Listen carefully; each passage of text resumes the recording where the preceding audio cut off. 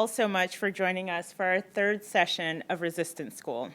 Last week, we were thrilled to be joined by Sarah Elamine, a leader on grassroots and digital advocacy. She showed us the immense value of persuasion and the importance of pursuing empathetic and inquisitive conversation with our fellow voters, and not just to win elections, but to work towards a nation that lives up to its democratic values. Since last week, you all have been working in your groups to brainstorm strategic action to take together. Whether that's advocating for an issue that's important to you or working to support a local candidate. Tonight's session will help you structure leadership teams that are needed to make those efforts flourish.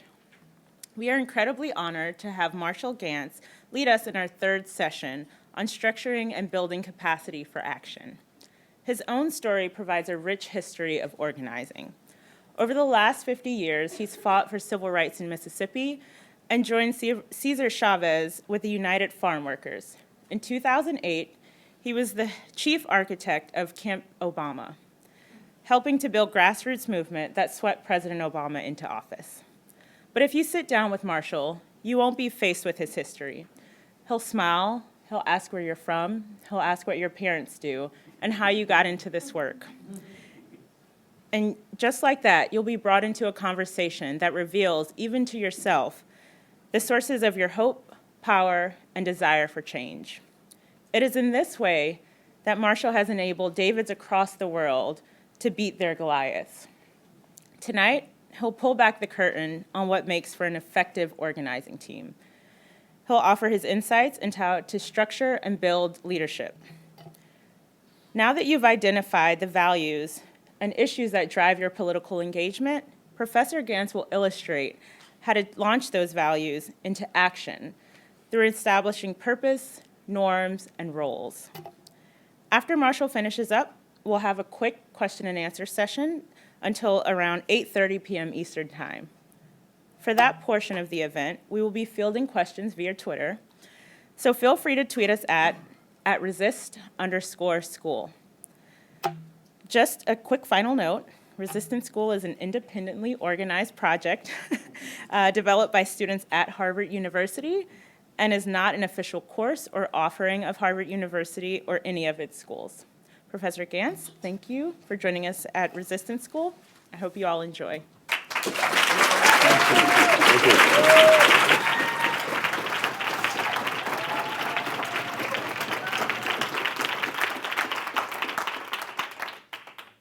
Wow, that's already a lot to live up to. Good afternoon, good evening, and thank you to the organizers of the school, to all of you present and all of you that are out there for this opportunity to work with you this evening on the practice of leadership and structure and action. I especially want to thank the people that worked on this session. Cecily Tyler, Abel Cano, Jeff Rousset, Catherine Short, and Kate O'Gorman, as well as the participants in a specially prepared, really sophisticated, cool video that we're actually trying out as a pedagogical experiment in order to try to connect practice and theory in a more explicit and useful way.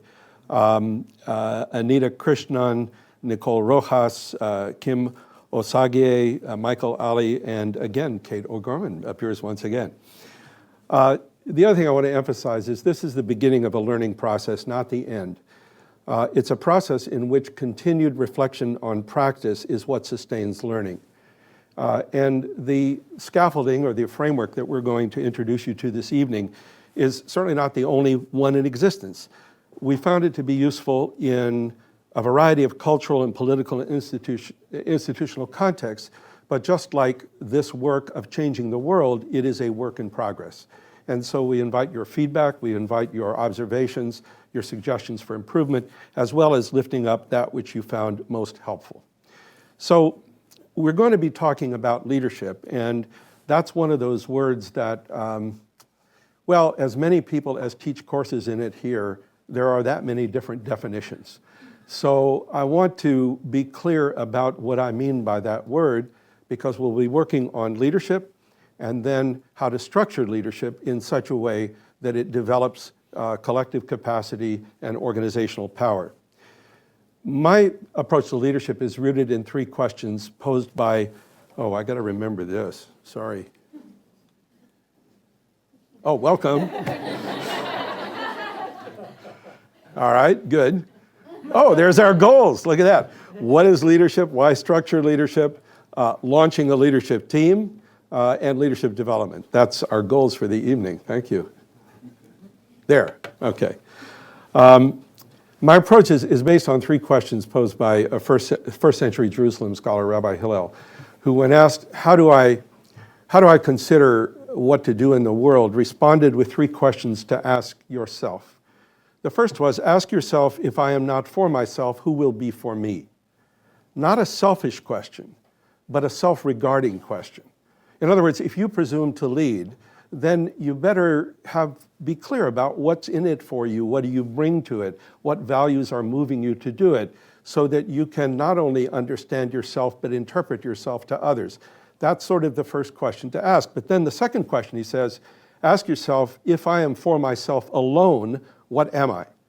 Because to be a who and not a what is to recognize that we exist in this world in relationship with others, and our capacity to realize our objectives is inextricably wrapped up with the capacity of others to realize theirs. And finally, he says, ask yourself, if not now, when? Not advice to jump into moving traffic, but it's recognition of the fact that rarely can we figure out how to do well whatever we want to do until we actually begin to do it. In other words, that understanding flows from action, does not precede it. It's a caution against what Jane Addams called getting stuck in the snare of preparation. Just another year of strategic planning, just another degree, and finally I'll be ready. And then I'll have my plan and I will venture into the world and the world will conform exactly with what I expect. Is that what happens? Not my life. And so it's recognition that action requires courage and venturing into the unknown, because the future is always unknown. And so it's getting into the action that then produces the information, the understanding, the skill that we need to act effectively. So for me, leadership's about the connection of those 3 elements, the self, others, and action. Now, the fact that they're questions is also important, because he doesn't pretend to be an answer man. He comes up with these questions to ask yourself. And that's significant too, because if you think about what is the domain of leadership, really? Is it when everything's working perfectly, everything's functioning great, there's no contradictions, no problems, and people just burst forth with, where's the leadership, so we can thank them for how well it... Is that what happens? Not my experience. When do people say, where's the leadership? When do they say that? Problems, right? Dilemmas, contradictions, ambiguities. And so it's kind of having to recognize that the domain of leadership is not one of certainty, it's uncertainty. It's because that's the nature of it. So it is not about asserting control, but much more about pursuing purpose in the face of uncertainty. And that's problematic. I mean, it's a challenge to the hands. Do I have the skills I need to deal with this new challenge? It's a challenge to the head. Can I use my resources in new ways to confront this new problem coming my way? It's a challenge to the head, a strategic challenge. And where do I get the courage? Where do I get the hope? How do I inspire hope and courage in others? And that's a challenge to the heart. So leadership really then is a head, heart, and hands proposition. And appreciating that all are involved in this work of leadership is a critical piece of understanding leadership. Now, so the definition that I've come to use is this, that leadership is about accepting responsibility for enabling others to achieve shared purpose. So this is not a diva idea of leadership, like leader as the sun, and then if you get close, you get warmth or you get burns, I guess, depending on the circumstances. But it's not that. It's leadership as a form of social interaction around the accomplishment of shared purpose under conditions of uncertainty. And understanding it that way, it's much more about, well, first of all, it's a lot more about learning than about knowing. It's not about the illusion that someday you're going to have all the answers. It's much more about understanding the questions to ask in order to find answers. It's also not understanding leadership as a position. I think we've probably all had the experience of people occupying positions of formal leadership who actually turn out to be pretty lousy leaders, or is that only here at Harvard? Or, no, I guess not. No offense in particular, but no, I mean, it's understanding that not only is that the case, but we often meet people in communities, workplaces, neighborhoods, kitchen tables who are exercising leadership in the sense I'm using that word all the time, without the titles and without the formal positions. So it's thinking of leadership then as a practice rather than a person or a position, a way of doing things. Now, that's one fundamental dimension of leadership. Now, organizing, which we're going to focus on more specifically, is a particular form of leadership. And it's a particular form of leadership that begins with the question, not what is my issue, but who are my people? Who is the community? Who are the people with whom I am engaging in this work of leadership? What challenges do they face, and what is the change they need from the perspective of their lived experience? And how is it that I can work with them to enable them to turn their resources into the power that they need in order to achieve the change that they want? This is not about providing services to grateful clients. It's not about marketing products to customers. It is about engaging people in a community to bring them together as a constituency. And the word constituency comes from the Latin constare, which means to stand together. Stand together. It is to enable people to come together, stand together, learn together, decide together, act together, and win together. So that's the context in which we're going to be focusing in particular in our work. Now, that organizing or community organizing, although it may not have been called that, has a pretty long tradition, rooted in histories of many peoples and cultures. Really, wherever people have tried to claim their humanity by exercising their own capacity for agency and action. The tradition in which I was introduced to organizing has three very clear roots. The first, a faith tradition rooted in the story of some people who decided to exit slavery on a journey to freedom to try to find a land of promise. The Exodus story, which is sort of a fundamental faith source for organizing and this kind of work. It's rooted when the Greeks decided that they didn't need kings, that they could actually govern themselves, a civic tradition that's very rich. And a tradition of people figuring out how they could use their resources to assert their interests effectively. Does everybody know what a boycott is? Where you agree not? But, you know, where it began is interesting. It began on the island of Ireland. It turns out there was a British landlord who was abusing his tenants. There were tenant farmers. And the deal was that they had to provide produce to him in return for his repair of the land, of the necessities, the roads and all the rest. And he wasn't doing that. So they said, oh, you know what? We're not going to give our produce until you do your part. It took about 6 months, they won, and his name was Captain Boycott. So this British landlord then has sort of given his name to, so there's a popular tradition, there's a civic tradition, there's a faith tradition for doing this kind of work. Now,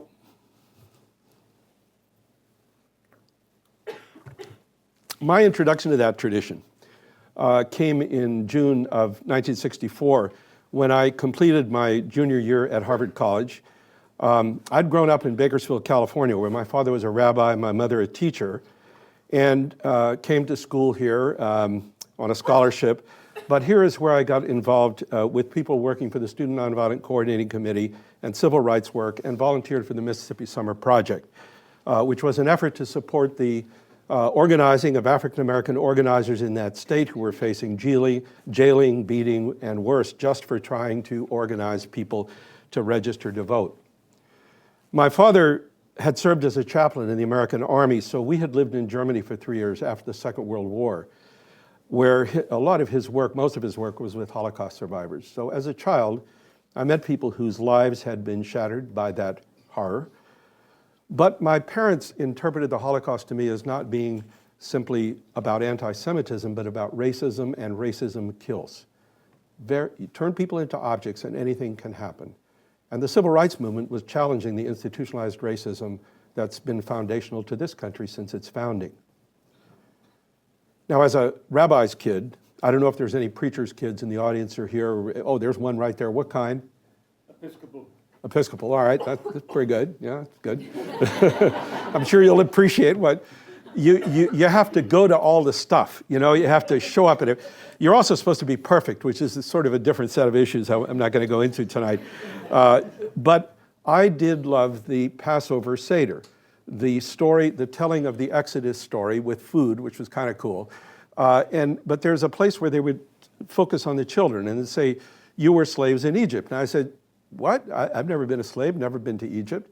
It took me a while to figure out what it meant was that story was not the property of one people, one time, one place. It's told generation after generation. And you have to sort of ask yourself, are you with those guys with the chariots and the horses, or are you with those people trying to find a way to a land of promise for themselves? Civil rights movement told that same story. Dr. King talked of the civil rights movement in terms of yet another chapter in the telling of the Exodus story. And it was a movement of young people. Dr. King, when he led the bus boycott in Montgomery, Alabama, was 25. You know, and it makes sense. Walter Brueggemann, a Protestant theologian, wrote a book called The Prophetic Imagination, in which he talks about the fact that transformational vision or prophetic vision occurs at the intersection of two elements. One he calls criticality, which is a clear view of the world's hurt, of its need, of its pain. Coupled, he says, with hope, a sense of its promise and its possibility. One without the other is despair or irrelevance. Together, they create the capacity for transformation. And young people come of age with a critical eye on the world they find and almost of necessity hopeful hearts. So for my generation, the civil rights movement was an invitation to enact that kind of vision or that kind of aspiration for change and transformation. Now, with all due respect to Harvard, my education about race, power, and politics began in Mississippi, not in Cambridge. It was evident, all the inequalities between whites and blacks were so evident: housing, healthcare, education, you name it. But it was also clear that bringing a few books or medical supplies wasn't going to, it'd be a nice thing to do, you know, it would be a charitable thing, it wasn't going to change anything. And that's when I began to learn the difference between charity and justice. And the charity says, what's wrong? Let me help. Justice says, why is it happening? Let me change it. That second question is a lot more, that makes people uncomfortable. Because what you tend to discover is that these people are losing over here because these people that don't have enough over here are because other people over here have too much. And when these people try to change that, these people don't like it. And so then you wind up in a challenge. And it's a challenge about power. And so then the question becomes, since the African American community in Mississippi had really no practical right to vote, they were excluded from the labor laws that protected other workers in the 30s that left out agricultural workers and domestic workers, which was what most of the work was. I'd never had the experience of going up to someone twice my age who would stand up, offer me his chair, call me mister, introduce himself with his first name, not look me in the eye because he was black and I was white, and that went on thousands of times a day across the South. And you put together the cultural and economic and political powerlessness, and you get some insight into why all the inequality. And it wasn't because people didn't try to change it. They did. There was a lot of resistance and there was a lot of pushback. So the question became how to get the power to change things. And some people said, well, you go to Washington, D.C., they'll solve it. Hi, Washington, can you give us a little bit of your power? It turned into like, we need more research, more data, testify before our committee. It became evident pretty quickly that unless the people with the problem could also become authors of the solution, it was not going to change. But they don't have any power. We learned there was a difference between resources and power, and that while many communities were lacking power, they were not lacking entirely in resources, and the challenge was how to turn resources into power. The instruction, the school where we learned that was, everybody know about Rosa Parks? You know the lady who one day got tired? Yeah. Who was secretary of the NAACP chapter, who was trained in organizing at Highlander School, and was part of a strategy to follow up on the Supreme Court ruling about Brown v. Board of Education, allegedly intending to desegregate schools. And it was an effort to file a lawsuit to extend it to transportation, because the buses had blacks in the back, whites in the front, no man's land in the middle, armed deputized bus driver. You had to go past all that, find a seat in the back if you were black, and if a white person needed the seat, then you had to get up and give it to them. Twice a day, going to work, come home from work. A lot of anger in that community. What they discovered was that, in fact, they did have resources. In fact, everybody in that community had resources which could become a source of power. Now, we're used to looking up for power, but what do you see when you look down? What do you see? What do you see? What part of your anatomy do you see? Your feet. It turned out everybody had feet. Now, if they used their feet, instead of using their feet to get on the bus and give the bus company the bus fare, if they used their feet to walk to work instead, and they all did it, then their dependency on the bus company turned into the bus company's dependency on them. And that was the Montgomery bus boycott. And it took a year, and they won. And the significance was that it was an instruction in how to turn resources ordinary people held into sources of power. There was sacrifice involved, there was a lot of solidarity required, but it was transformational. Now that's what organizing was about how to enable communities to use their resources together to develop the power they needed to change things. I got hooked, and instead of coming back to Harvard, which I actually wrote them a letter, how can I come back and study history when we're busy making it, which was pretty arrogant, but also true, and is in their file now. I went back to California, where Cesar Chavez had started a grape strike. And I'd grown up in the middle of the farm worker world, but I hadn't seen it. I had to go to Mississippi, get what we call Mississippi eyes, come back home, see another community of people of color, also without political rights, also without economic protection, and California with its own rich history of racial discrimination going back to the native peoples, to the Chinese, to the Japanese, and even desegregating movie theaters in LA that had whites upstairs, Mexicans upstairs, whites downstairs as late as the 1950s. It turned out Mississippi was not an exception to America, it was an example of the America we needed to change. So I began to work with Cesar in the farm workers for the next 16 years, which is really where I learned the craft of organizing in community and politics and union organizing. Did another 10 years of union issue and electoral work, mostly in California. And then after a 28-year leave of absence, found my way back to Harvard. Tuition had changed a little, but in 1991, I came back, finished my senior year, wrote a thesis, senior thesis in history and government, and graduated class of 64-92. And my 81-year-old mother got to come and see her son finally become a college graduate, so I got to close that particular loop. But I had found that I was feeling stuck after all those years of activism, needed to find a way to go deeper and broader. And so after that 1 year, it turned into a master's at the Kennedy School, it turned into a PhD here, and full-time on the faculty at the Kennedy School since 2000. While I was working my PhD, the school asked me to design a course on organizing. That turned out to be a real gift to me because it was a place I could integrate my life experience with social science in a pedagogical conversation with a rising generation. I came to think of it as an extraordinary blessing to be able to go to class and have a conversation with the future twice a week, and increasingly in this school with the world. So through my students, then I got back into activism around the Dean campaign in 2003, Obama's campaign in 2007, working with the Dreamers and so forth. So that's sort of where these frameworks and these approaches come from. They come from experience, they come from teaching, they come from practice. And that's what I'll want to share with you this evening. So let's get to it. How many people have ever belonged to, let's see, make this work. Oh, I skipped out. I'll come back to that. All right. How many people have ever been in a disorganization? Well, isn't that interesting? Everybody knows what it is. We once were trying to sort of figure out, well, what is it like? Well, here you got it. People apathetic, don't show up for stuff, passive, there's divisions. And I don't mean divisions like differences of opinion, but the kinds of divisions that paralyze action, the kinds of factions that, well, you may know what I'm talking about. There's a sense of drift. There's reactiveness.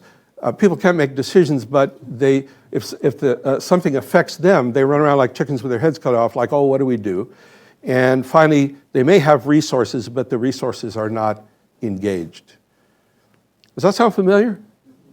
Yeah, it's pretty frustrating. Now, and if your power depends on collective action, it's more than frustrating. You're leaking power all over the place because your source of power is not there. Now, we did then, okay, what would the promised land be like? The place that really works. Here we are. Instead of apathy, there's motivation. People are engaged, they're motivated, they show up for meetings. Instead of division, there's the capacity to act together, the capacity to actually debate, argue, but then act together. Instead of drift, there's a sense of purpose. Instead of reactiveness, there's a capacity to take initiative. And instead of the inertia of inaction, there's actually effective action toward change. So what's the difference? What does it take to move one into the other? We once had 43 boycott cities all over North America during the Great Boycott that I was involved with the farm workers. And we asked ourselves, why do some work and others don't work? And there were a lot of theories, like where the churches are strong, where the students are strong, where the unions are strong. We found exceptions to everything except one thing that didn't. And here revealed for the first time, oh, it's leadership. Okay. What we learned was, the question was not leadership in the sense of smiling personality or, charisma, but it was certain kinds of work that was being done. And if there was motivation instead of apathy or inertia, it was because they'd figured out how to access their values for the emotional resources for courage and action through the telling of stories. That's kind of the whole role of narrative, is that capacity to access sources of hope, sources of courage, and sources of connection. If there was unity instead of division, it was because someone was working at building relationships with intentionality, because relationship building is really the foundation of organizing work. Lateral relationships, that's how you get to collective capacity, not by a bunch of individuals just acting as individuals. It's the relational capacity and the learning that comes from relationships. If they were able to act with purpose instead of drift, they developed a structure that enabled them to make decisions, to coordinate what they were doing, to follow through, and not simply react. If there was initiative instead of reaction, there was strategizing going on. And finally, if there was change instead of inertia, they'd figured out how to turn their resources into clear, measurable action that amounted to change in the world, whether it was votes or money or people or whatever it happened to be. Now, that's all you got to do. These 5 practices are really how we structure the learning and teaching of organizing. How leadership can work with the resources of a community through the development of a shared narrative, relationship, structure, strategy, and action in order to achieve its goals.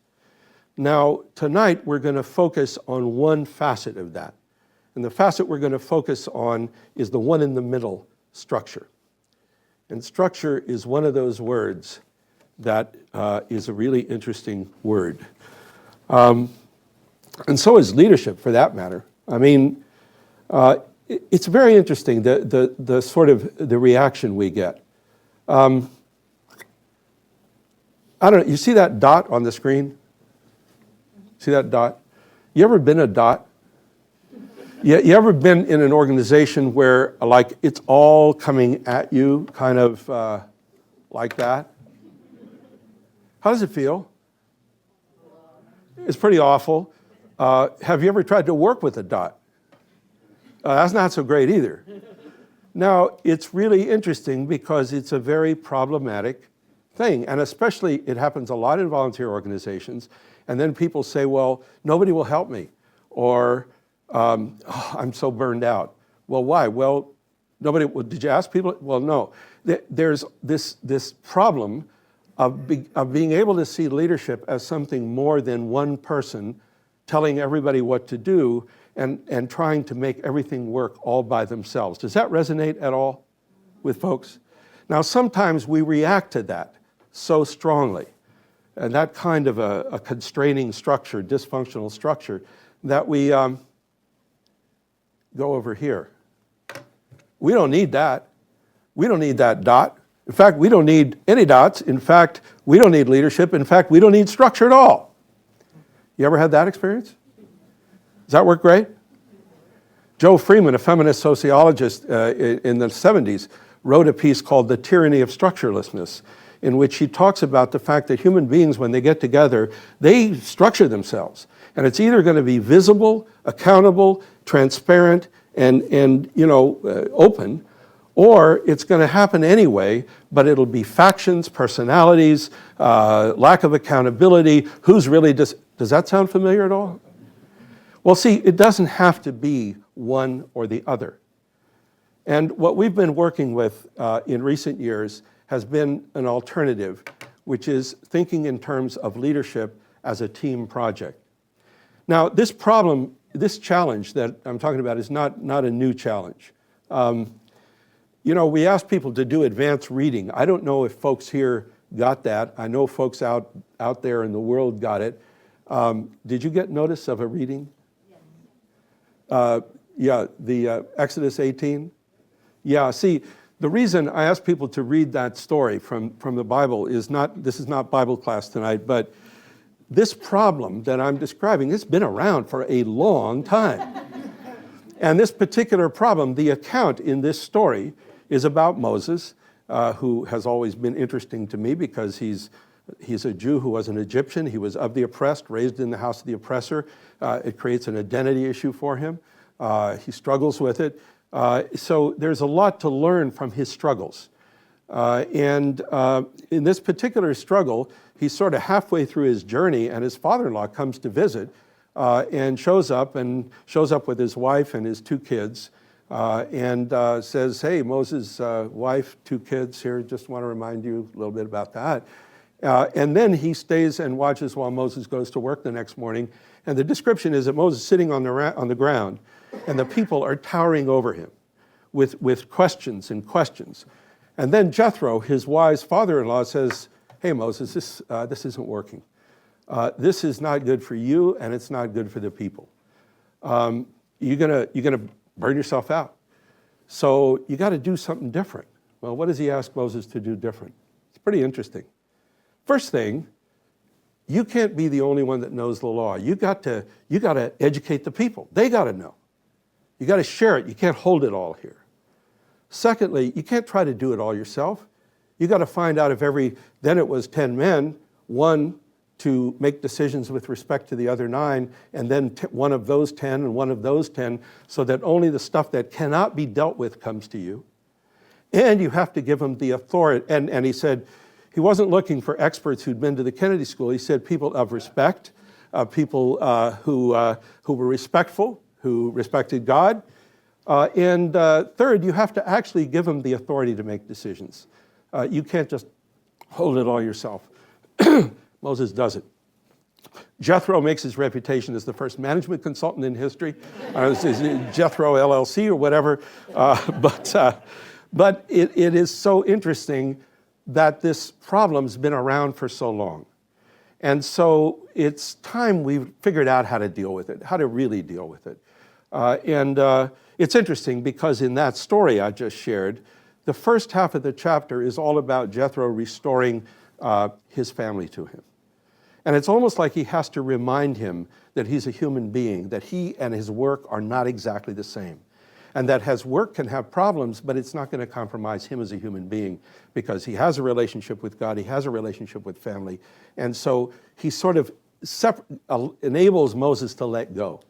And that's a big part of what this is all about, I think, is developing our own sources of confidence, of trust, of caring for ourselves, that we're able then to interact with others and share leadership and not hold on to it.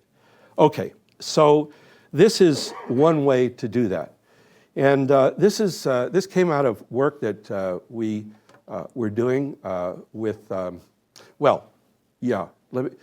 yes, this came out of work that we were doing originally with the Sierra Club with a student of Richard Hackman, who taught here for many, many years, about teams and how teams work. And we put together what we knew about organizing and leadership and what we knew about how teams work to develop an approach to leadership teams. And we got to test it. Originally, we figured it out dealing with the Sierra Club and why chapters were, some worked and others didn't. Then we got to introduce it into the Obama campaign at Camp Obama's, where we launched leadership teams as the basic mechanism for organizing local communities, as opposed to the one isolated individual who would come to a training, go back, and then be inundated by the waters rising over him or her. We found that working with people in a team, in a collective like that, could be much more powerful. Not only that, but it could also enable the team to grow. Each team member could then build their own team, and in turn, build their own teams. In other words, it became a way to scaffold the development of leadership deep into a community and a movement. So it doesn't wind up with just one person, it doesn't even wind up with one team. Yet it's coherent, it can be focused, and decisions can be made. And I use these charts a lot, but I had a student from Venezuela who came in one day and she said, that's really boring. I think you could show it much more effectively this way. And she said, well, see that dot you have, it's like this. It's kind of clunky, nothing much happens, doesn't move.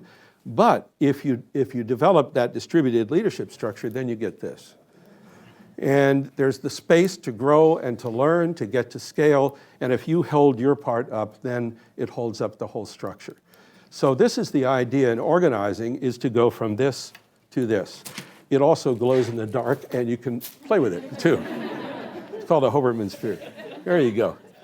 Yeah, don't get hooked on it, because you can have it easily. All right, so teams are interesting because we actually know a lot about what makes them work. I mean, there's athletic teams, there's string quartets, there's teams all around us. Yet when it comes to volunteer work and political organizing, we tend to sort of just, put it in another category and not learn from it when we all do have experience. And we've all had experience with teams that have worked, and we've probably had experience with teams that have not worked. Is that so? Yeah, and so we have and we even have had experience maybe coaching teams or being coached by people in teams. So one of the things that we've learned is that it's very clear what it takes to make a team work. Now, if a team is working well, what we call a real team, then it'll accomplish three purposes. One, its probability of achieving the goal, whether it's winning the game, performing the music, turning out the voters, will go up. But second, it will grow in capacity. It will grow. Have you ever been in a campaign where, a campaign you may even win, but then you don't want to ever see anybody again that was involved in that campaign? You know what I'm talking about? It's like a battlefield, strewed with... No, it's... So what have you really done? Well, maybe you won this, but what about the future? What have you built? Have you shifted power in any way? Well, not really.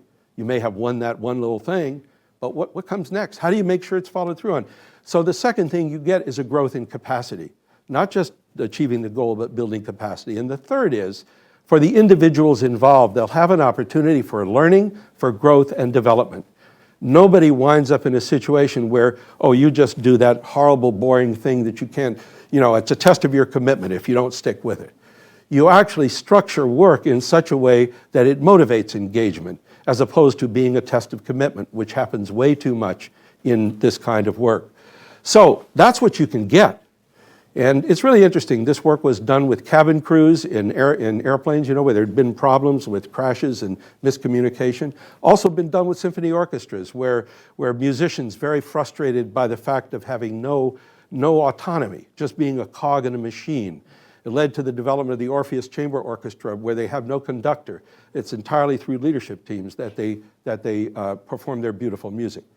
Now, in order to get there, there's a set of, wrong way. Okay, set of conditions. The first one is that it has to be clear who is on the team. Now, it's quite surprising. A lot of organizations, they do surveys and find that a lot of confusion. Oh, there's 7 people. Oh, there's 4. Oh, there's 8. I don't know, you ever been in one of those kind of teams where, you know, who's going to show up this week? Well, I don't know, maybe it's 8. Oh, and whoever shows up gets to make decisions, right? I mean, because we don't want to be exclusive and leave people out. So now imagine a soccer team that worked that way. Imagine any team that worked. Oh, today we'll have 7 players. No, we'll do 3. Well, you know, yeah, and I mean, it's ridiculous, isn't it? So why do we allow that in work that is actually, I'd argue, far more important, especially at this time in the life of this country? I mean, we've got to take seriously what it takes to build collective power. And it starts by being clear who's responsible. This is not about exclusion or inclusion. It's about being clear who will make the commitment to do the work that it takes to provide consistent leadership to an organizing effort. So bounded is number one. Second is stable, and they sort of go together. It's sort of like, okay, I'll serve on the team for 6 months. That's cool. That's it. How many of you have had the experience of you go to the meeting, and then half the meeting is spent telling the people who didn't come to the last meeting what happened? And then the next meeting, you know what I'm talking about? What are we doing with our time? I mean, it's crazy. It's deeply disrespectful. I mean, here we are, we make a deal. We're going to work together to do this. Oh, I just don't show up. Oh, yeah, take all your precious time and fill me in. What? Where's the respect in that? Where's the mutual commitment in that? So, stability. And third is interdependence, that the team is constructed in such a way that the capacities, the skills, the orientations, the perspectives are interdependent, that they need each other, and that they need each other to succeed. So I have an interest in your success, you have an interest in my success, as opposed to, oh, you're looking too good. I don't know, I got to sort of figure out how to make you not look so good so I can look. You know what I'm talking about? Unless that never happens here, I didn't know. So there really is a way to be very strategic about this. Now, let's say that you have those conditions, so then the question is, okay, what do you have to do in order to launch a team? And that's what we're going to focus on for the rest of the evening. The first challenge is to come up with a shared purpose. One of the sources of the greatest dysfunction in a team is when people are confused about what the purpose is. And the second is to come up with clear norms or ground rules or community understandings, really mechanisms of self-governance, where you actually decide you're going to govern yourself in these ways. And third, clear roles, like what the responsibilities are and how they're matched up. Now, to be a little more specific about that, when it comes to purpose, there seems to be 3 elements in coming up with a shared purpose. First, what's our goal? What are we trying to accomplish here? Are we trying to increase voter turnout? Are we trying to pass a new law? Are we trying to achieve world peace, but our first step will be to get Cambridge City Council to pass a resolution? Or what's our purpose? Why are we together? And then secondly, we're a leadership team. Who is it that we're organizing? Who is it that we're providing leadership to? Who are we working with? Who's our constituency? And thirdly, what kinds of things are we going to do? Are we going to, have leafleting campaigns? Are we going to do voter registration? Are we going to develop leadership? Are we going to have a sit-in in City Hall? Or, what kinds of activities? Now, that's the first piece of work.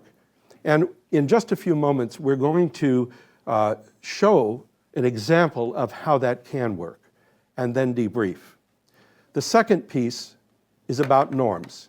And you say norms, and right away, lots of people, well, we don't need any norms. I don't want norms.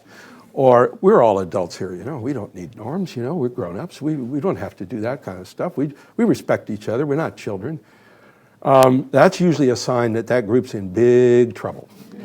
Because what norms are about, they're about making a compact with each other about how we're going to work with each other. And the critical elements are, how are we going to make decisions? Not when we're facing a tough decision, but now. so that when we face those tough decisions, we're prepared. There's no one right way to make decisions, but the critical piece is to be prepared with a way, whether it's consensus or voting or fist of five or whatever it might be. The second thing is about how you deal with commitments. You know, this thing of like, I said that I would do X and I show up at the next meeting and, oh, geez, you know, I had a lot of work to do. Well, what do you do with that? Everybody just says, oh, well, that's tough, you know, I get it.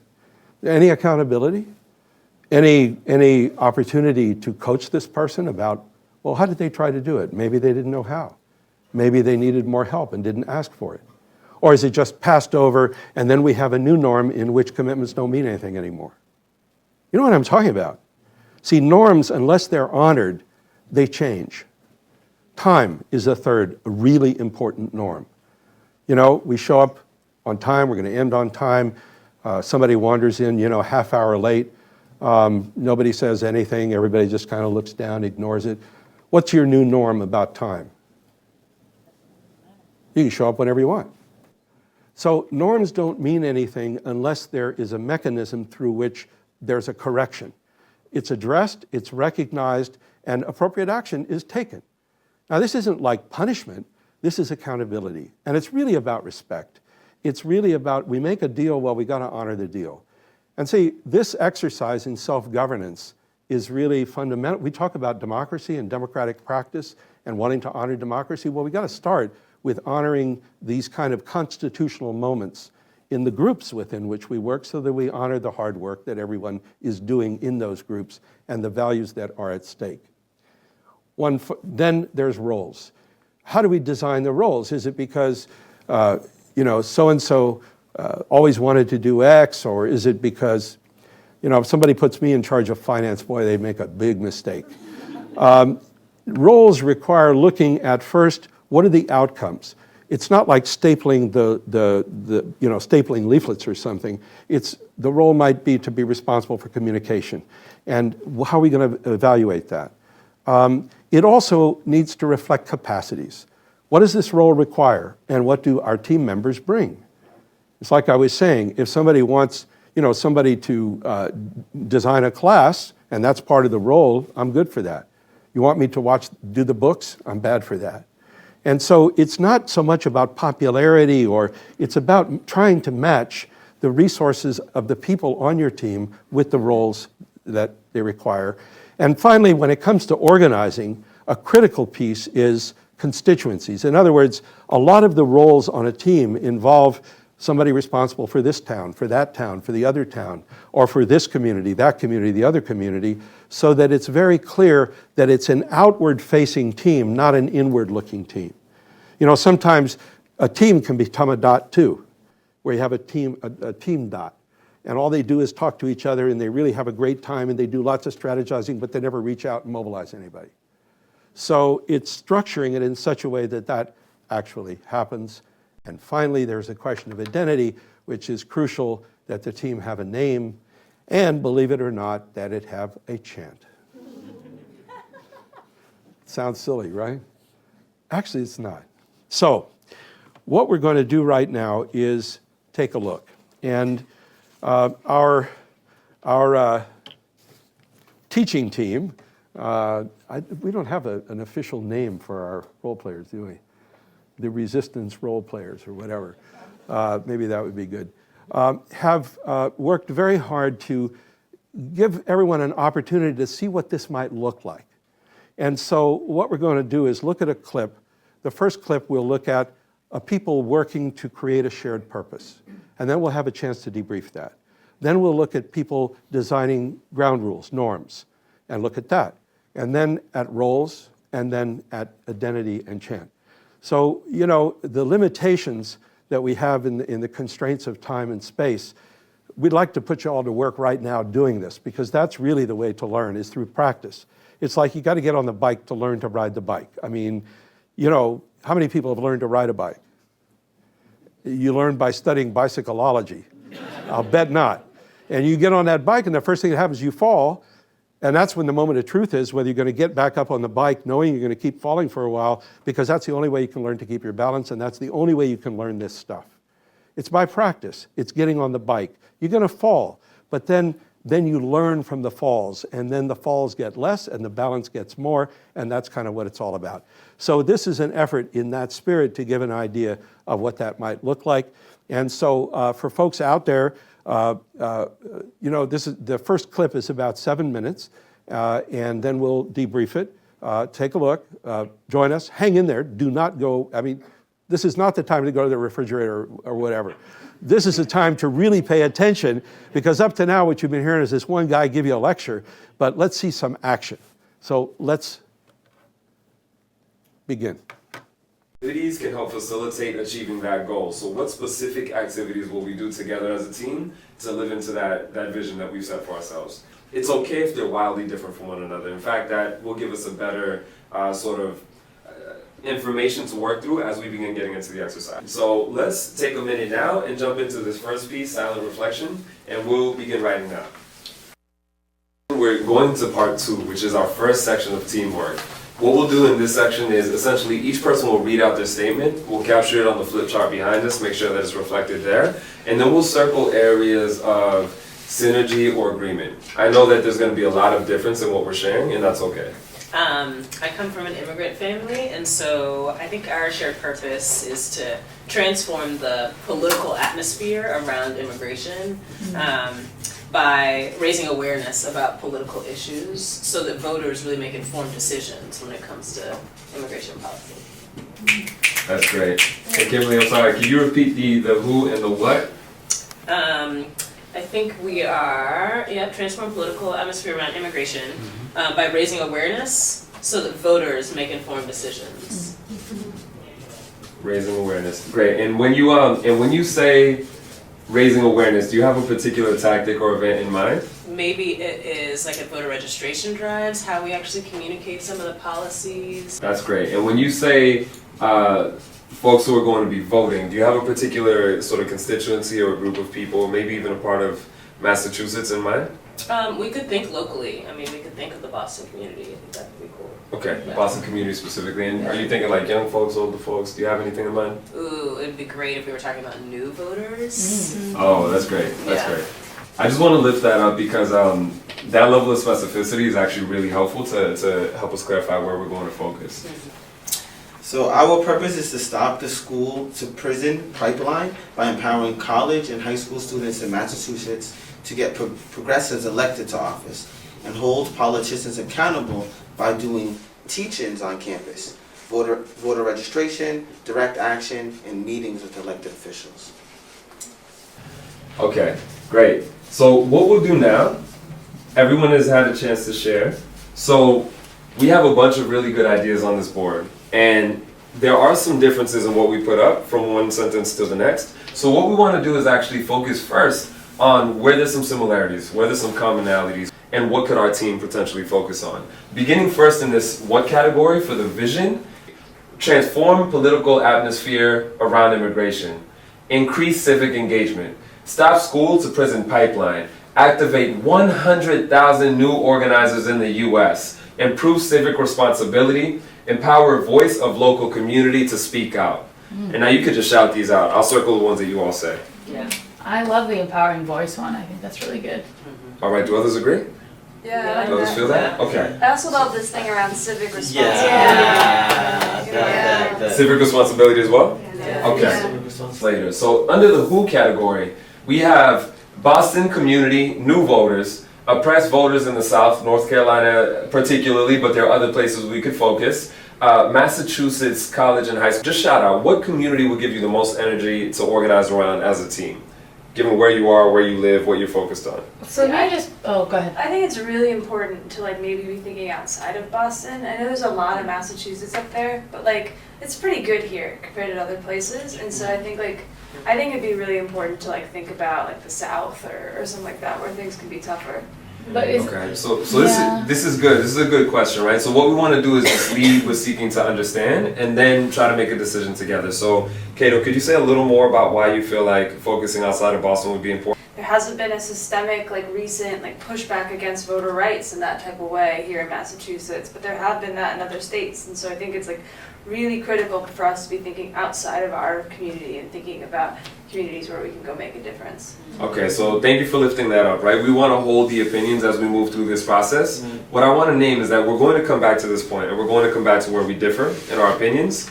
And what we want to focus on first in this step is really thinking about where there's similarities and commonalities in the entire group amongst what we've already put up on the board. So Kate, again, I hear that difference. I'm wondering, is there a place where you do see some energy if you were to focus on another region? Low turnout, like voters who who feel like they're not part of the system then, because then maybe I guess I could learn something that I could take to another community later. What we'll do is take a minute. Hamilton. What I else? think house meetings I think that's a really good idea as well. House meetings. That's great. And let's circle just a couple more, maybe one or two more. So I think it's super important to do like voter registration drives, like Yeah. actually getting people in the voting Yeah. booth, ready to go. I agree. Next. Part number 3, we're returning to the world of individual work. One change from earlier. We're going to rewrite our shared purpose statement, but this time you're only going to use the circled areas from each column to construct your new shared purpose statement. So again, it's okay if you leave some out. It's okay if you don't use all of them, and it is okay if you try to use all of them. The real intention here is to get as much focus as possible using what you think the team resonates with, will best capture the intent, and uses what we've already circled and honed in on. All right, and that's time. Just listen for which statement seems like it best captures for you your understanding of what our team's purpose could be. Our purpose is to organize young people in Boston to hold politicians accountable and fight for fair policies by registering voters, creating house meetings, doing voter drives, church announcements, direct action, and outreach to our networks on and off campuses. All right. I said, we share the purpose of developing civic engagement for the citizens of Boston by creating a voters league that will increase turnout in the city council election through get out the vote canvassing, house meetings, a Hamilton production, and candidate forums. Great. So here's the question. Which statement seems to best, in your opinion, capture the essence of what our team can seek to do? I really liked Anita's. I thought it captured it really well. Yeah. Me too. All right, great. Aw. So it sounds like Anita's getting some head nods and some laughter, so that's the one that perhaps we can start with. Is there anything that we want to include in that statement that wasn't already captured? I mean, it's not included, we didn't circle it, but can we call out like public policy or passing laws to get at the structural forces? Sure, so maybe we can add something like that. Do others resonate with that addition? Yeah, I think that would be really important to add. It really speaks to me. Okay, that's great. So, Anita, could you take one more attempt to include that in your statement and read it out one last time for us as a final statement? So we share the purpose of developing civic engagement for citizens of Boston by creating a voters league that will increase turnout in the city council election and pass progressive policy through get out the vote canvassing, house meetings, attending town halls. Yeah. All right, let's clap it up. We just got to first. Okay, well, let's have an applause for our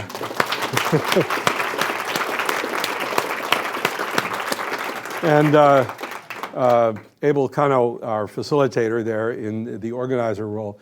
So what made this work? What made this work?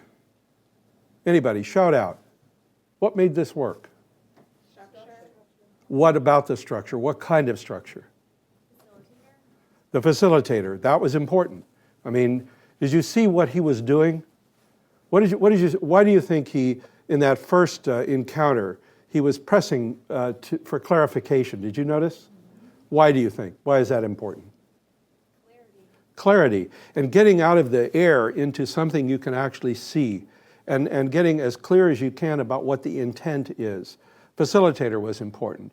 What was important about the structure of the exercise? It was iterative, very important.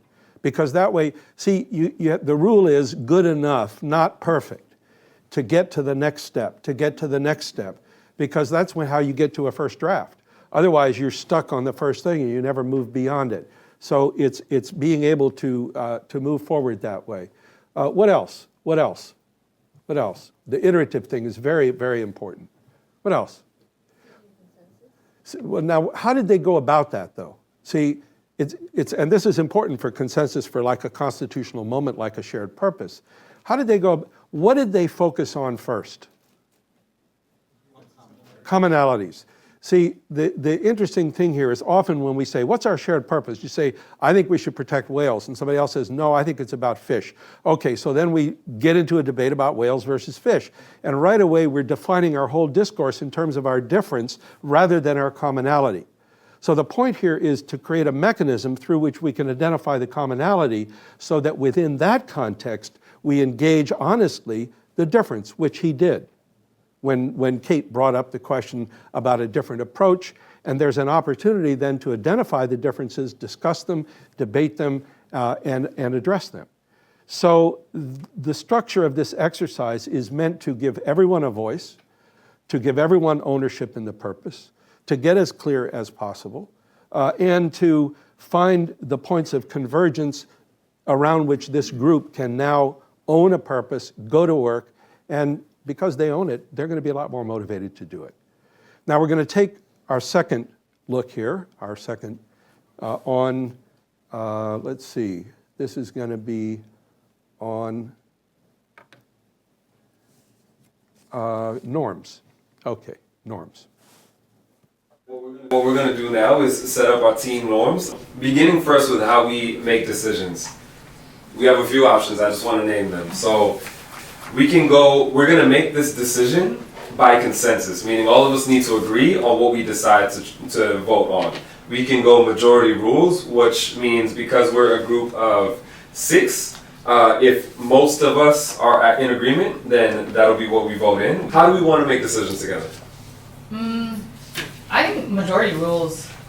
Anita, I hear you, and at the same time, what do we do if somebody's really opposed to what the majority is deciding? How do we make sure we hear what they're saying? Yeah. Sometimes consensus can be very difficult, so I don't know. Majority might be. I wonder if there's a way for us to do both. So maybe we say that our priority preference is that we are racing towards consensus, and that's the ideal. But in instances where there's true dissent, right? There's some voices that really have a strong opinion. We use the majority rules in those cases. So let me reflect back what I think I'm hearing is we could strive for consensus, and if maybe we have a time-bound amount of time within which to have that discussion, and if we have that discussion for that amount of time and still can't agree, we take it to majority rules. How does that sound? Great. That sounds good. I'm on board. All right. So let's get some snaps. We've just decided how to decide. All right. So we've just gotten to the next section. This is about our norm correction. So essentially, it should be playful, maybe even slightly embarrassing. But why is this important? Why does it matter? We've just agreed to commit and respect each other in particular ways. So what happens if a norm is broken and we never acknowledge it? For example, if one of our team members, we've just acknowledged we want to start and end on time, but a team member comes to the meeting 15 minutes late and no one says anything. What just happened? It becomes like the new norm. It just doesn't matter what rules you've set at all. Yeah, I think that's right. So we want to be sure that we're lifting up our norms and just honoring that commitment to one another. A few examples that I've heard in the past are for someone to come in and do a yoga pose / love bomb. So they'll do a yoga pose and compliment sincerely 2 to 3 members of the team. That's cool. Another one is to do a full body dance for 15 seconds while producing your own music. Kimberly's into the dancing, all right? That's awesome. That's You guys, cool. I like this. I just I don't know, I worry that we're embarrassing each other. Do we really need this? I think I know you guys well. We're gonna hold our commitments up.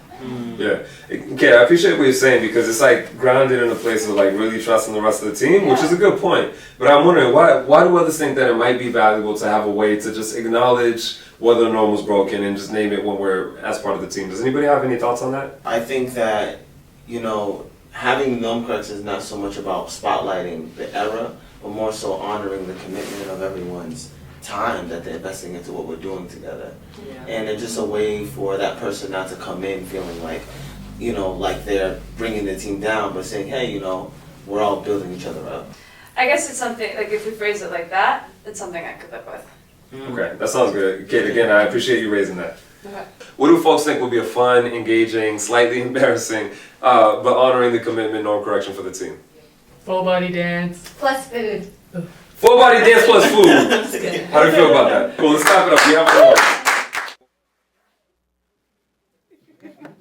one. Okay, norms and norm corrections, full body dance plus food. Yeah, there's been a lot of creativity in that area. So what about this? What did you see work here?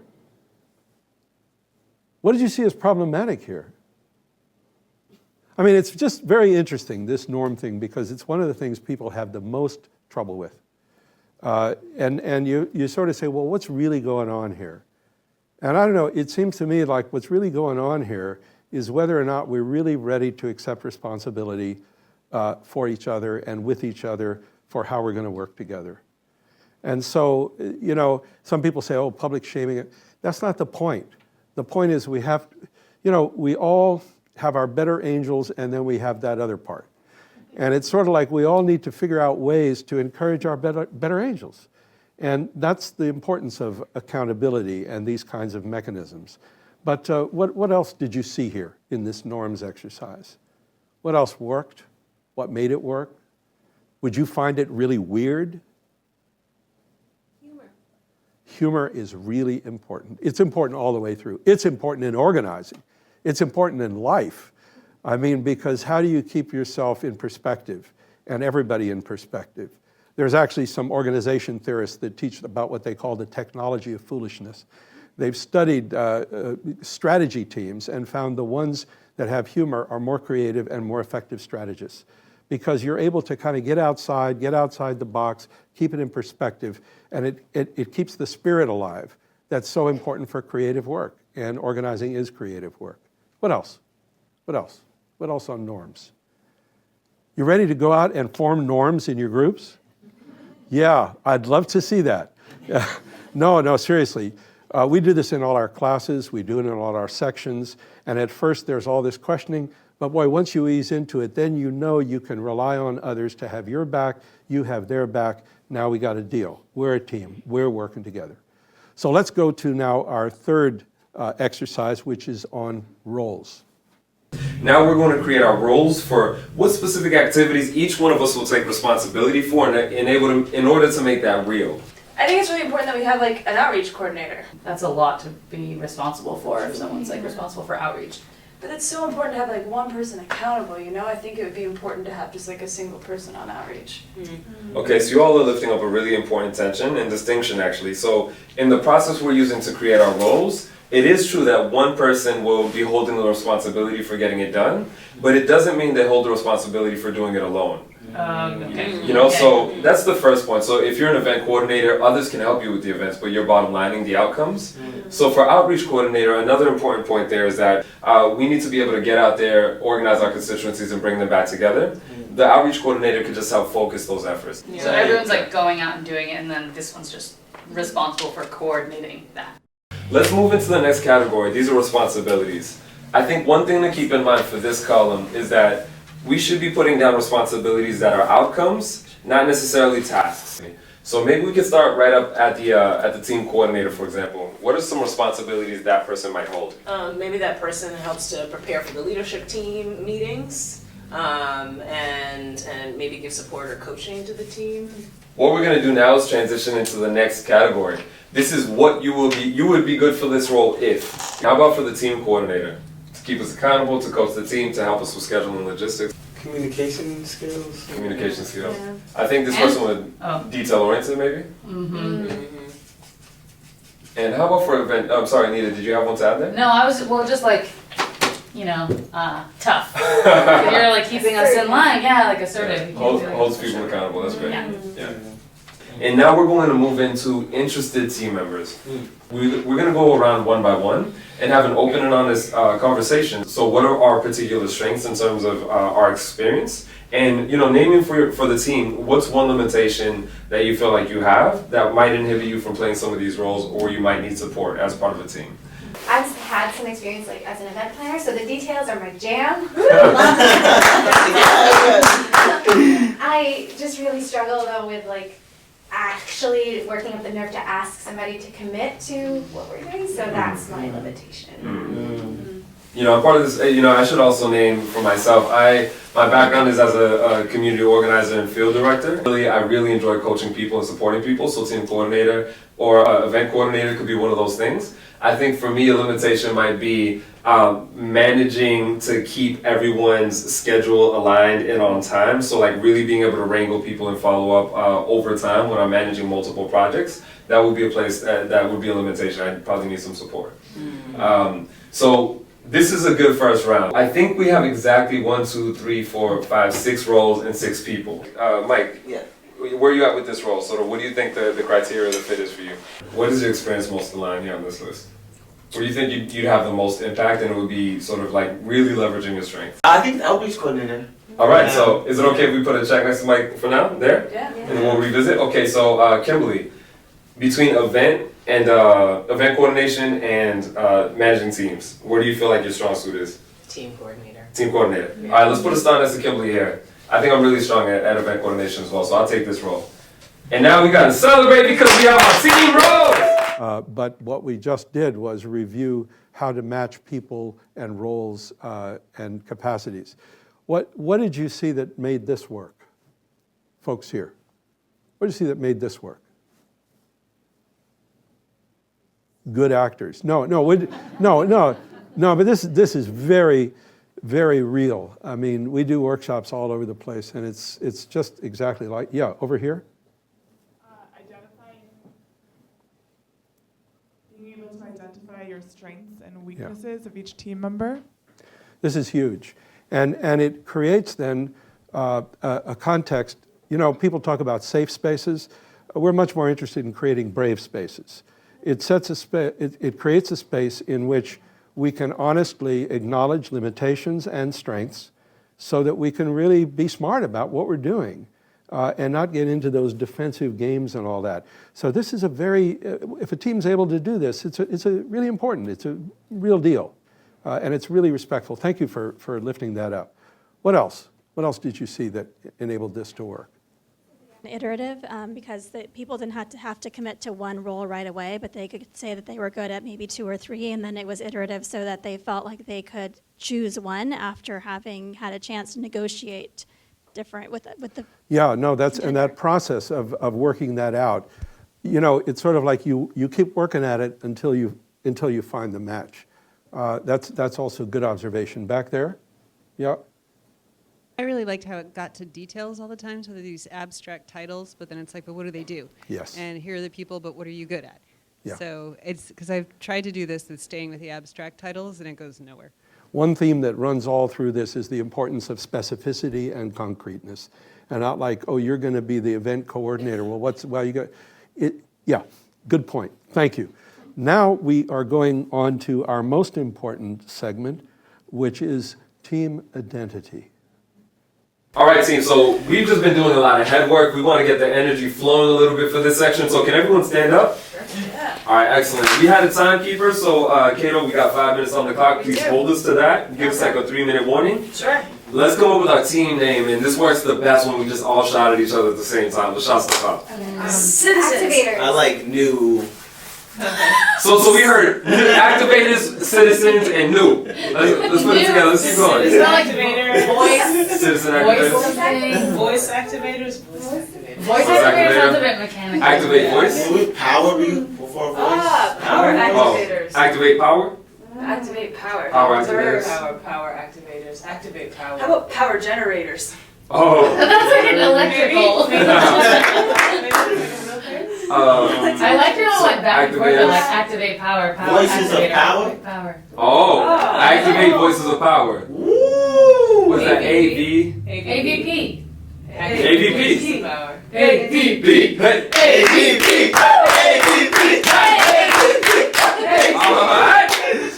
Okay, so activate voices of power. Do we like that name? Yeah. Alright, that's a cool name. Okay, so let's get a rhythmic chant. Let's use our bodies. Let's make some music. That's like, yeah.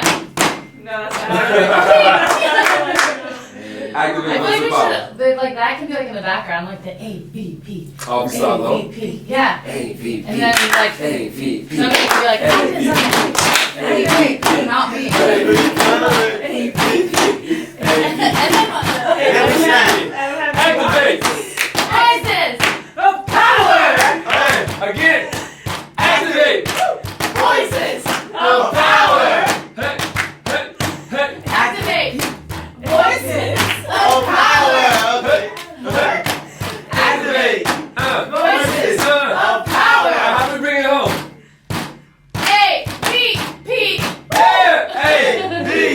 B. A, B, B. All right.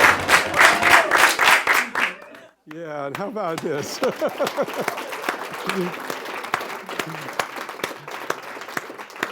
I think we should acknowledge the folks that are among us who participated. Come on, Anita, where's Kate? Kate was always the objector over there. Who did I miss? Yeah. So, what'd you make of this? The chants and the name. Why do it? Physical. Yeah. What else? Sense of unity. Yeah, absolutely. What else? Huh? Pride. Yeah, really. Yeah. Takes the awkwardness out of it. Yeah, what else? Gets you energized. Energized, indeed. You know, we focus sometimes so much on the head part that we forget about the heart part. You remember we talked about head, heart, and hands. And it's so important to continue to nourish the heart because it's sort of a way of celebrating and honoring the values that are being enacted through this work. And it's a way of honoring our own commitments, the values we hold, and really the joy we can experience with others when we work together to really change the world. And so it's not a trivial thing at all. It's interesting, this chant exercise, at first people will say, oh, we've done it with people in China, we've done it with people in Japan, we've done it in the Middle East. Everybody does it they bring their own cultural inflection, but everybody gets the significance of celebration. And celebration is not just like going to have a party in the bar. That's okay. But celebration is coming up with these kinds of experiences that name us, we share it, and we get to express it and really savor the good work we're doing. So again, we should have an applause for the team that put this together. They were up until 5 this morning doing the final clips on this thing and working on this. So where's Cicely? Is she here? Where? Our guru, our film guru. Yeah, see, this is the first time that we've tried. Do you think this works? Yeah. I mean, it's the first time we've tried to do clips and then debrief and clips and debrief. You know, we can't do it, everybody practice, but we thought it would be good to try. So again, let's have an applause for the folks that did this. I think really,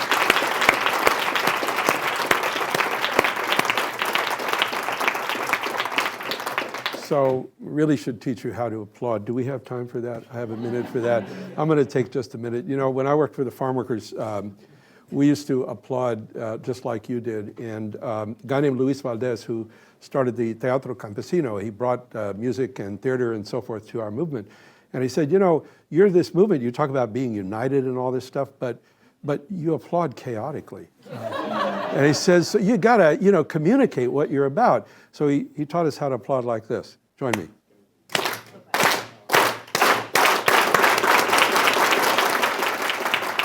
Now, for many years, that was known as the Aplauso Campesino. And any place in California you heard that, people said, oh, that's the farm workers, that's the farm workers. We were doing a Latino Camp Obama in 2008 in New Mexico. A young woman had been working the Filipino community, and she said, yeah, that's nice, but we don't think it had sufficient solidarity. Oh, okay. So this is what we did. Join me.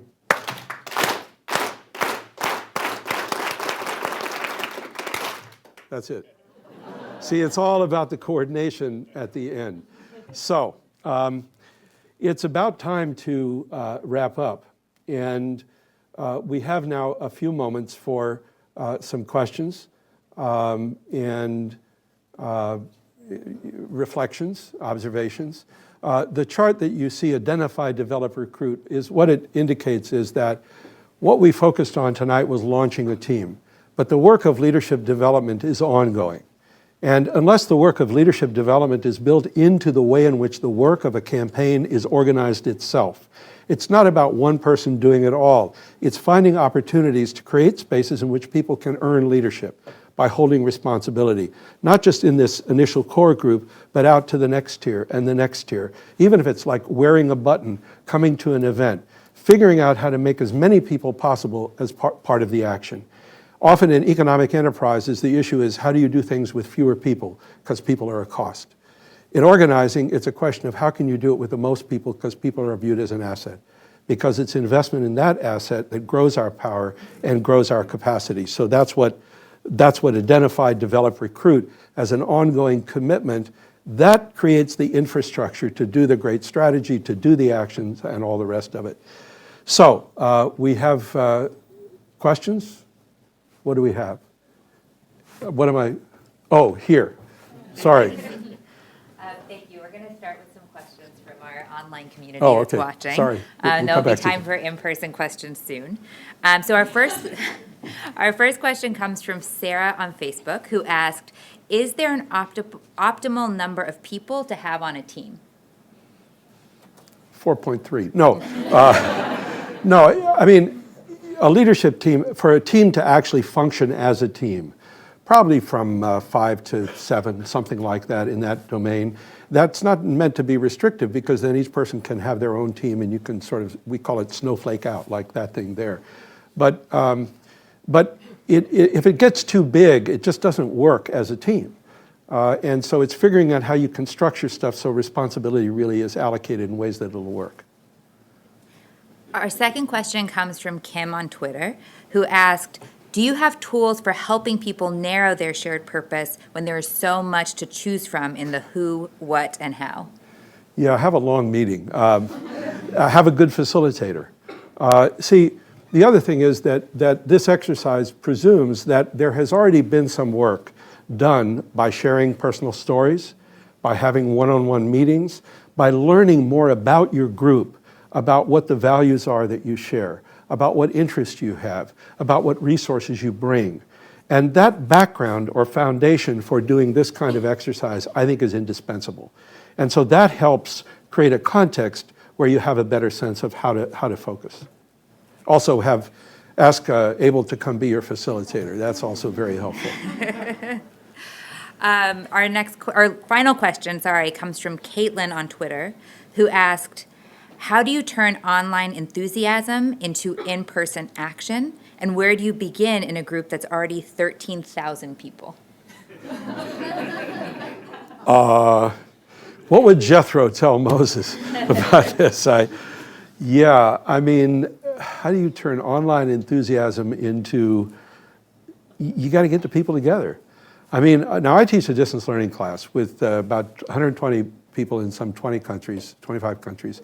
And we use the internet for people to be able to see each other and form relationships with each other. It's the anonymity that makes it so hard to create collective capacity online.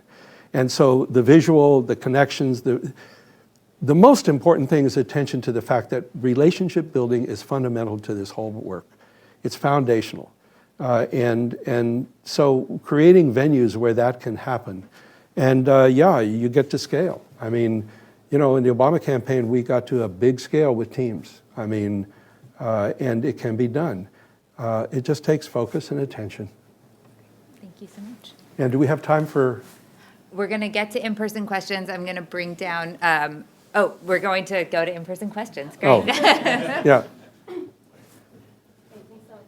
Thank you, Marshall. So my name is Nina. I'm an organizer with Indivisible Somerville. Oh, great. So good. Thanks. Yeah, you're That's welcome. it. So this is like my biggest fear right now, organizing this group. I'm really scared to set norms because I think that we as a culture are incredibly busy, especially here, and also we are commitment phobes, right? So I'm worried that if we set expectations that we will turn people off of activism and we will turn them off from saying like, I can do this, I can give this small amount. How do you work with that? I guess there's a couple ways to think about it. One is that we think that people will commit to things because they're easy. But if you really think about the things that you commit to, don't you make those commitments because they're valuable? In other words, because you think that it will make a difference, that it'll matter. And sometimes these things we so trivialize. It's sort of, in 1, hour a year, you're going to change a child's life. Well, come on. Nobody believes that anyway, and nobody would do it. So it's making clear the value that's created at this end, but everybody knows there's no value without some cost. There's no better future without some sacrifice. I mean, that's reality. Our lives teach us that. And I think being upfront with people, respectful with people, not underestimating them, I think is crucial. Because, you know, what you're doing, you're not asking them for a favor, you're giving them an opportunity to make a difference at a critical time in this country's life. And wow, that's a big deal. That's a privilege. And so, yeah, we need to take seriously our commitments to one another so that we honor that. Does that make sense? Yeah, that does. Thank you. That's good. That's a really good framework. Yeah, thank you. Thanks for that. I really appreciate that question because, yeah, that can paralyze us. And this moment is a moment of incredible opportunity in this country. I mean, you know, the question of how to turn resistance into rebuilding, reaction into action, I think that's kind of where we are. And we have an opportunity, if we are able to seize on this motivation that's all over the country right now and turn it into a proactive force, not just to be against something, but for something. I think we have an opportunity to really rebuild progressive politics in America. And so there is a lot at stake. And it doesn't happen just in the big ways. It happens by having clear roles, norms, all the kind of work you just saw illustrated here. The details really matter. You know, Beethoven paid attention to every single note. And you know, when it comes to the work of organizing and leadership and community building, you pay attention to every single note. That's how you make a beautiful composition. And that's where the love is expressed, I think, is in that. So yeah, I really appreciate that question. Do we have time for any, okay. Because, okay, there's one more back there, and then I have a little song I want to share. Hi, my name is Sydney. I'm with an organization called Fair Shot for All. I have a question about celebrating a volunteer and celebrating an action that's been done. I know that's something we've been trying to work on, and I don't know if you have any advice on that. Like, how do you mean? How do you celebrate them and you know, they've done an action, they've taken, you know, Yeah. they've called a representative, they've done something Yeah. for the organization. So how do we keep them committed to the cause and celebrate them for what they've done? All right, anybody got ideas? How would you celebrate folks that have been involved in the campaign doing all? That's one. All right, that's good. That's good. You know, things that bring people together that allow them to see what they've accomplished, you know, which isn't just at the end. I mean, when you see progress being made, it's sort of a sense of efficacy that I think, and also recognition, efficacy, recognition, but honoring the work that's been done. I mean, I know so many campaigns are just awful at that. You know, like, oh, I just canvassed. Oh, well, we'll see you next week. Not what happened. You know, in other words, the celebrating goes on all through the process, not just at the end by honoring the work that's being done. But yeah, get them all together. Have a party. No, but not just a party. I mean, have, you know, skits. No, I mean, really, look, everybody here participates in celebrations of all kinds, family celebrations, school celebrations, sports celebrations. We're very good at imagining that. So thanks for the question. And I think I just want to wrap up with a song. I'm not going to sing it because in the 4th grade I was told, please just mouth the words, and that was the end. A very terrible teacher that I had. But no, this was a song Judy Collins recorded in the 60s about the Civil Rights Movement. And it uses the word freedom, because see, the Civil Rights Movement never called itself the Civil Rights Movement. It called itself the Freedom Movement. And freedom is a much bigger word. It's about dignity, it's about community, it's about hope, it's about possibility, it's about so much more than legal rights. And the song goes like this: freedom doesn't come like a bird on the wing, doesn't fall down like summer rain.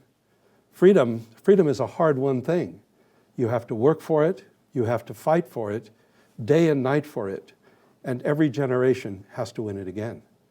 Pass it on to your children, brother, pass it on to your children, sister. They have to work for it.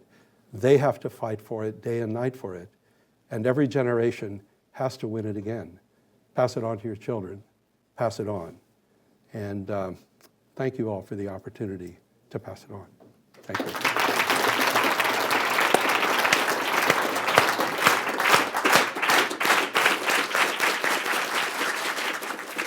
Oh, very good. Thank you, Professor Gans, for that incredibly enlightening and dynamic session. Thank you. Tonight, Professor Gans led us through the essential steps to creating long-lasting teams for collective action. The interactive video and accompanying training tools that he and his team put together for this session will lead your group through each stage of this process. Are you ready to launch your own teams? On the Resistance School website, under Session 3 Materials, you'll find the same agenda and process used in the video model we saw tonight, as well as a virtual coach to guide you along the way. We're asking you to engage in that process and then report back to us your team's name, your shared purpose, and your chant. Yes, we want to hear your chant. So we can all begin to see and hear the nationwide movement that we are building. Next week, we are honored to be joined by New York State Assemblyman and Vice Chair of the Democratic National Committee, Michael Blake, for the closing session of the first semester of Resistance School. Assemblyman Blake will bring together all of the lessons we've learned throughout this amazing month. As someone who spent his career leading in different realms of the political arena, Assemblyman Blake is the perfect person to guide us through a session on building strong coalitions. His deep knowledge of the history and undercurrents of political life in the U.S. will provide insight into what it means to take this from moment to movement. In order to make the most of that session, you'll want your leadership team launched and ready for action, so make sure to find the Session 3 materials on the site tonight. Thank you again for joining us tonight. We also want to thank our friends at Varvid for their video and live streaming expertise that continues to help us bring Resistance School to all of you. We can't wait to see you for our 4th session of Resistance School, when we'll dive in to how to sustain the resistance long term. See you next week.